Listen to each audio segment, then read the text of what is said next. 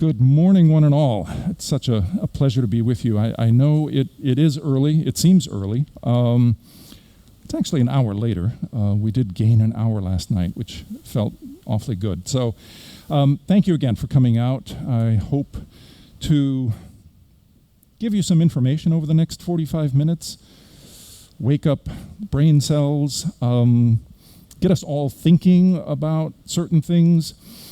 My name is Bill Whobrey. As Ed said, I always have told my students, it does, the spelling's a little bit odd and people pronounce it in different ways. It's actually fairly easy. It's WHO question word, who, and then cheese. Yeah? Whobrey? Okay. So, if you remember that, then you'll get it right. So, since this is my first lecture, I want to take just a couple of minutes to say a few more words about myself. I spent the last, 20 years plus, teaching Germanic languages and literatures at Yale University. That's the one between Harvard and Princeton. We're in Connecticut.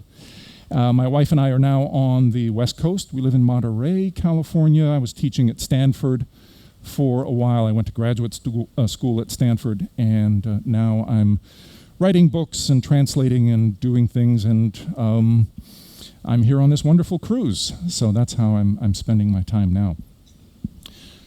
So our subject today, as we make our turn back towards Scandinavia, and this will apply more in the sense of when we get to places like Sweden and Norway and Denmark, we're talking about runes, sagas, the Norse language, Old Norse. What is that? We talk a lot about Vikings, and I'll talk a little bit today about Vikings, but there's a broader term really which academics use more.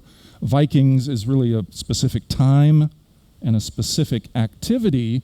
Norse are the people, the North. Norse men from the North. Old Norse language and literature. That does remind me of a joke. So we'll see if you're awake yet or not. So how do Vikings send secret messages? Norse code, absolutely right. So you guys are with it. Okay. Well, I didn't say it would be a good joke. Let's take, I'll give you again, as I usually do, a quote and then a little bit of historical context so we can put all of this into place.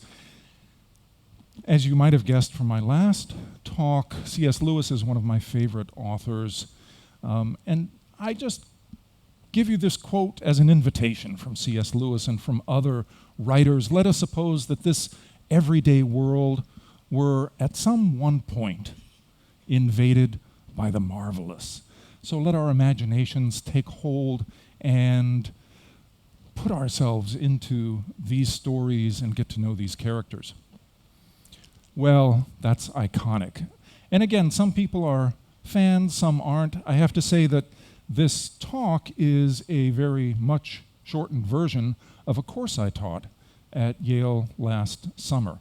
It was called Winter is Coming. He gets to this part, and he reads the text, and that's the result. So let me tell you why. So one of the journalists, foreign journalists, stands up, raises his hand, and says, "I have a question." What's your question? When does this take effect? Reasonable question. It's great to watch Schabowski. He sort of looks to his right, he looks to his left, he kind of does one of these, and he says, well, I really don't know. I think it takes effect immediately, right now. And within a couple of hours after the press conference, these are the world. So in a sense, maybe we can still all say, Ich bin ein Berliner, and I don't mean a jelly donut.